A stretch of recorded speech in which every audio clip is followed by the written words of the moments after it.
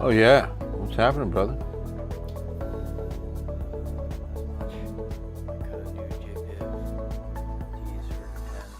Oh good, we'll do it as a kick? Yeah, well, we're actually going to do it on the toss after you do the 7 Oh, day. perfect. Even better. You're gonna, Even during, better. During the 14 day, you're going to walk over to me and the ma'am. Okay. And then we'll toss to like a 45 second, 50 second bite. Okay. It's cool. You're live? Yeah, we're live on the book. Oh, nice. I love the book. I'm talking to Nate Ryan, everybody, as we're coming up on this Thursday night. Hoops doesn't stop.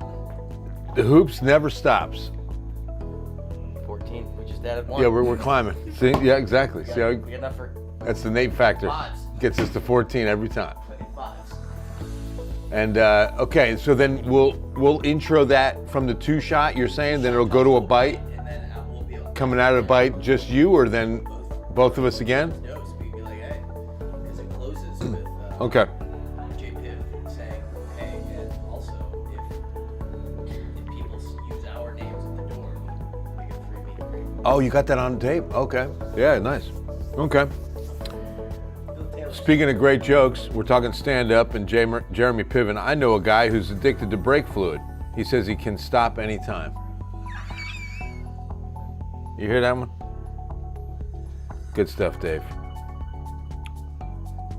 Oh, double emoji tonight. Great work, Dr. Whitney. Great work.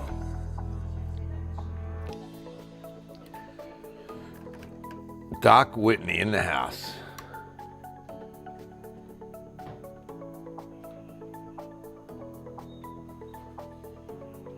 Man, I have to get some lotion on these hands. My hands look like they're 130 years old. Anybody else suffer with dry skin in times like these?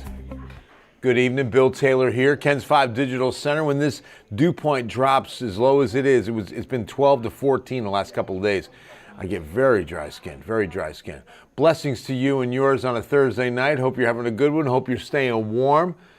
My wife made some incredible gumbo. Thank you, Jamie. It was so good. I actually had another good hot bowl of gumbo tonight. What? You didn't bring any? No. That's crazy. I can't, man. We got four people in the house, and we're almost done with it already. She did a nice big batch last night. It is just delightful. All right, I already did the Weather Impact Open, didn't I? Oopsie. All right, we're going to go to San Antonio International, and we'll begin with the count them, 2 records that went down today. Not only the morning low, that's a new record, 21. We did a Tim Duncan this morning. We beat the record of 26 from Snowvid of 2021. And then the 37-degree high, that's also a record. That's a record low afternoon high. It's 32 degrees below average. 32 degrees below average. We should be hitting almost 70 degrees this time of year. Instead, only 37, and it beat the old record of 42. I don't remember the year that happened. But 2 records in one day. Take a look at some of these other lows. Hey, Paul Rios, what's up? Gabriella, love you too. How you doing? Owen, what's going on, my man? Blessings to you as well. Thank you.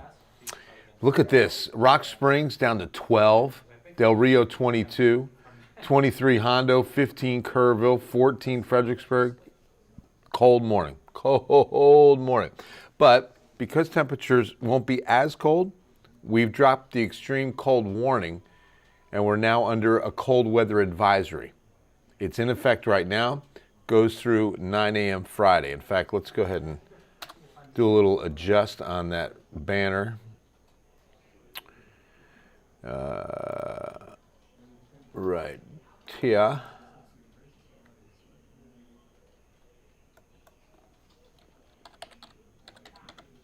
And it's just that easy. I don't know if that's necessarily centered up as well as I'd like it to be.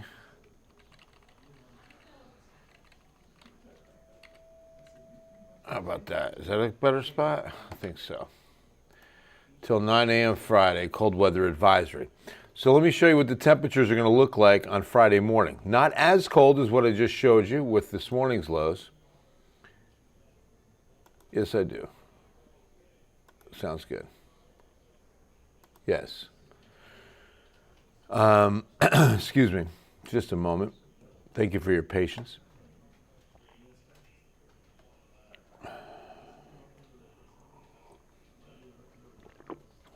Oh, I had to switch over control to save that graphic. That's why it took a little bit.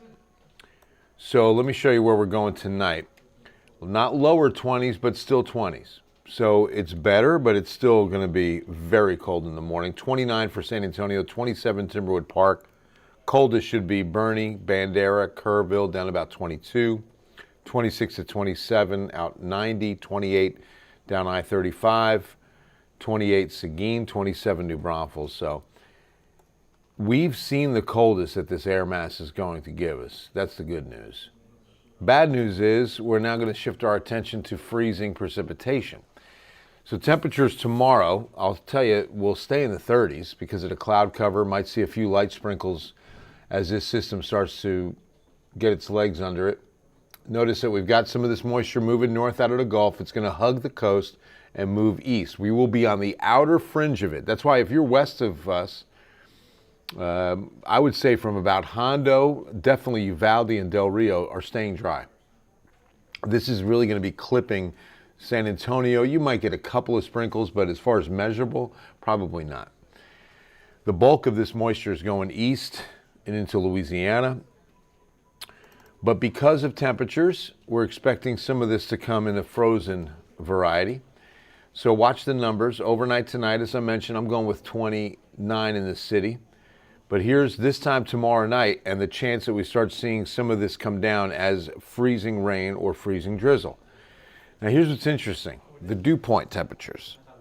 They've been in the teens. In fact, today's highest that I saw this afternoon was only 14. If the dew point doesn't come up considerably, none of this will reach the ground. It will evaporate before it gets to the surface, and therefore it'll show up on radar, but we won't feel a thing. Good evening, John. What's the difference between a cold weather advisory and a cold weather warning? Temperatures. Coffee tonight, Ann. Jordanton, what's up, Christina? Going to be a cold night. Definitely a freeze in Jordanton. But then tomorrow, and even Saturday, I mean, look at Saturday afternoon. Now let's go ahead and, I want to show you, I promised this earlier, and this is what I love about this time that we get to share, this space on Facebook is a great opportunity to show you the other models and see whether or not there's a consensus. Are all these models lining up with the exact same forecast? And earlier this afternoon, the model data was, okay, so we go to precipitation, we were looking at the IBM model, okay? Let's take a look now at the HRRR model. And moving into Friday night. Okay, not that one. That doesn't look good. We need the extended one. There it is. Okay. So it has a few sprinkles early. And then, yeah, pretty good consensus on, but I like the looks of this one a lot better. And then you can see a good portion of Saturday up until about 2 or 3 in the afternoon. And then it really starts shifting east. But you see also, as we look at this model data, that, as I mentioned, maybe Hondo's about to cut off on getting any rain. And it'll be very light and hardly measurable in Hondo. So there's the extended HRRR. Let's take a look at the NAM 3-kilometer res. Oh boy, it's already showing tonight, and this is a bad sign for the NAM that, you know, it's showing sleet and snow right now. And that means it's not initializing well, and look at that. All by morning, no, this one's out to lunch. So you don't even worry about this one. So it's the extended HRRR that we're going to go with at 10 p.m., my friends. And it's not going to be a lot of moisture. The good news is there's very limited amount. It's just going to come. It's going to come in a very light fashion, if you will, and hopefully it's out by mid-afternoon Saturday. So here's the ice accumulation forecast. We are looking. Oh wow, this has really dropped since earlier. So yesterday we saw it across the hill country and north central. You know, up 281 and out I-10. If you were with me last night. Look at how much has changed. A lot less, only 2/100ths of an inch for San Antonio, 4/100ths at Seguin. The highest is 7/100ths at New Braunfels. It's definitely focused more on I-35.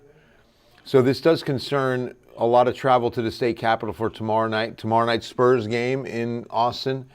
Keep that in mind. If you're going to be going to Austin tomorrow night or coming back from Austin tomorrow night, that you've got a little bit of ice possible on bridges and overpasses mainly, okay? So this is why we have the weather impact alert that's in effect Friday night, Saturday for the cold temperatures, freezing rain and drizzle.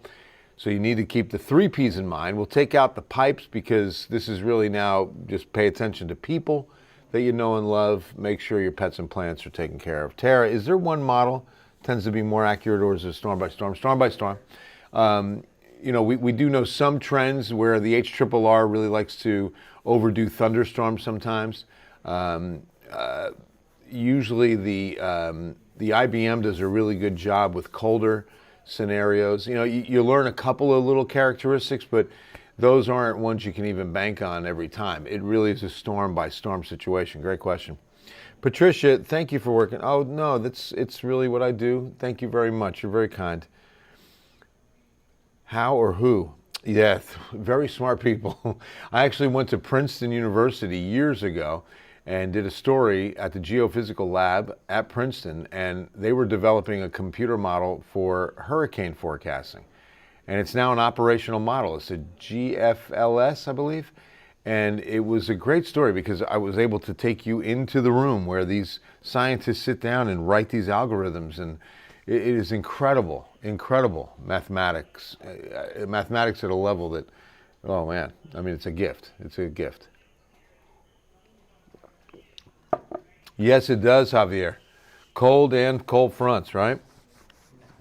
As do pressure changes. Remember, you see a lot of athletes wearing compression sleeves, right? Because it improves circulation. And so you get a better body circulation and body function in high pressure. When it's really, really nice outside and the pressure is really high and there's added pressure on you, well, just the opposite. If it's low pressure and we're feeling it, it has to do with less compression on your body, if that makes sense. I'm no doctor, but I really kind of think that as the principle. Hi, Michelle. Good to see you.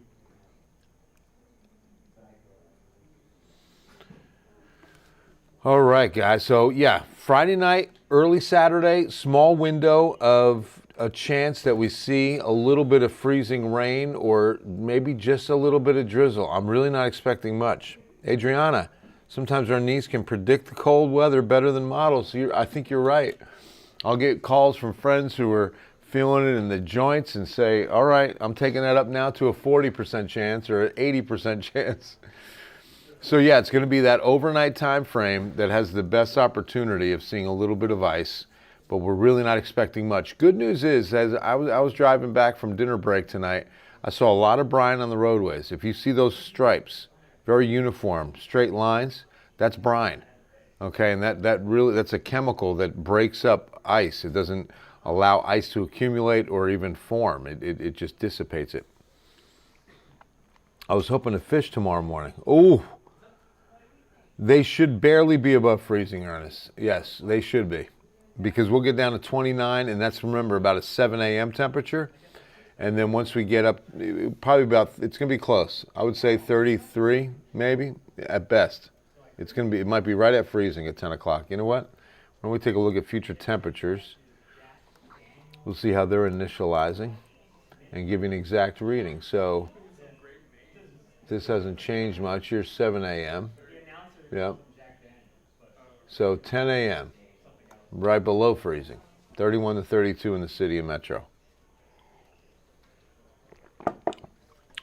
Jordanton, we have a huge color guard competition Saturday with 71 schools. Oh, wow. Oh, wow. Christina, I know Jordanton is tough for us to get there on a Saturday. How should I prepare the teams going in and out and moving to different places? I'm so glad I'm seeing this question. That's a lot of people because it's not just 71 schools. It's going to be 71 schools' families and love and support and coaches and That's a lot of people. So, yeah, it's going to be very, very cold. It's going to be a light rain.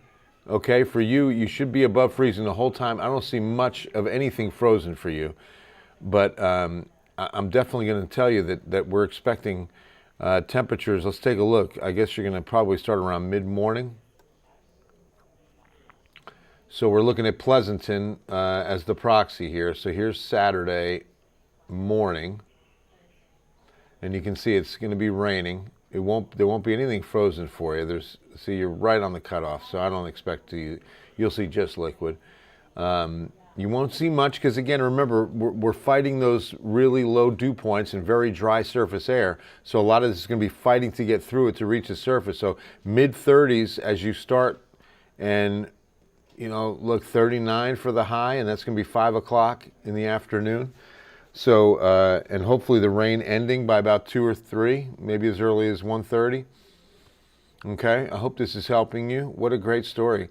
I would love for you to share some of any video. Remember that if you're doing any video for us, turn it horizontally if you could, okay, or send us some pictures. Our Saturday crew is typically a lot smaller, and because of breaking news that we cannot predict, it's really hard for us to make a plan to be there. But I can ask you to take some great video and send it our way. Little 30-second clips at a time. If you can send us about 3 clips, and we'll try to get that on the air for you. That's a big competition. Wow, that's really cool. As far as where to send it, I'm thinking now, why don't you, if you send it to me, I'll get it to the right place. So btaylor@kens5.com, and I'll keep an eye out for it on Saturday. Christina, thanks for asking the questions, and I hope this information helps you out. I'm thinking it was Christina, right? What happened to my, I lost the comments there. Yes, good point, Naomi. Good point. All right, back to the 14-day forecast and the payoff. After this 4-day Arctic blast, we've got some beautiful weather waiting for us. Mother Nature's way of saying, I'm so sorry. Here's a beautiful Sunday, high of 63. Here's some fabulous weather to wrap up February. Look at this, mid to upper 70s. Any leap year babies missing out on a leap year birthday? My daughter's got a good friend, his birthday's the 29th, so he doesn't get a birthday this year. No, they celebrate Friday. But yeah, the first weekend of March looks really nice. We get a cold front that'll check us back to about seasonal, but we should go above seasonal temps now because our high should be 69 to 70. And instead, we're going to go mid to upper 70s beginning Monday the 24th. Really nice weather, and we deserve it, right? Yes, there it is, Christina. I was right. You do. Yes, it is. Oh, glad. I'm sure it'll take videos and pictures. These kids work, and directors and Jordan band boosters. I know. God bless you all. I hope everything works out with this weather, and you have ways to stay warm. Remember those little hand warmers? Those are really good. You can probably buy them cheap on Amazon. Get a big case of them or something. I'm sure you're familiar. But oh, it'd be so cool. Yeah, btaylor@kens5.com. A few videos, maybe a couple of pictures, and I'll get it into our producer's hands on Saturday. That'd be awesome. Good luck with everything. Thanks for asking, and I'm glad I could help. Austin on Saturday. Amanda, that should be fine. Austin should be fine. I mean, we see things clearing east. It's the 35 corridor that'll be the western fringe of this. By early afternoon Saturday, you should start seeing things improve dramatically, and temperatures should go up into the lower to mid, well, probably the lower 40s at best. It might stay upper 30s in Austin, but it's going to be close for us, maybe 41 or 42 here in the city at the most. We're even just going 40 on the high, as you can see. Sunday looks so much better. Mark, it just depends. I don't think there's going to be enough that you have to worry about canceling things, because travel shouldn't be too impacted at all. We're not going to have enough ice on the roads to really impact travel. It's going to be bridges and overpasses that are now being brined as I speak. I mean, like I said, driving back here, I saw several spots that had been brined, and so that really decreases the amount of ice that could even possibly form if we get that much. Again, I just don't see a whole lot of it falling. Everything I'm looking at, I just don't see a whole lot of it falling, okay? And accumulation, right now we're looking at 0.02 of 1 inch, not even 1/10 of an inch. So it would be patchy. It'd be confined to bridges and overpasses. And remember, stay on surface roads. They're always the warmest. Stay on surface roads and stay on highly traveled roads. You know, you always talk about take the road less traveled. No, in an icy situation or in a potential situation, take the road most traveled, because that's going to be the one that's generated the most heat and will be less likely to freeze. Pretty much, JR, up until at least 2 o'clock is what I'm looking at. Hey, Jacqueline, ready for the time change? Oh my gosh, that's right. Wait, do we time change soon? No, do we? Time change? Yeah. In February? We spring ahead Yeah. in March. Yeah. Spring forward. That's right. Yeah, not February, right? No, of course not. Right. But she's like, somebody's ready. I'm not ready to spring ahead. No. That's the bad one. Me either. But what weekend is it? Good question. Thank you, David. Spring ahead. March 9th. March 9th. Okay. So 2 more weeks, 3 more weeks. Yeah. Or, yes. Yeah. Thanks for the reminder on that. Terry, no work. No work. Right? There's Susan. Yeah, March, it's coming. March 9th will be the spring ahead weekend. We lose an hour. This is when I say let's do away with the time change. But in the fall, I say let's keep the time change. It's a love-hate relationship. But I love all of you. And I hope you have a wonderful Thursday night. You can join us for Ken's 5 News at 10. Blessings on your Friday. Be kind and love one another. God bless you. Take care.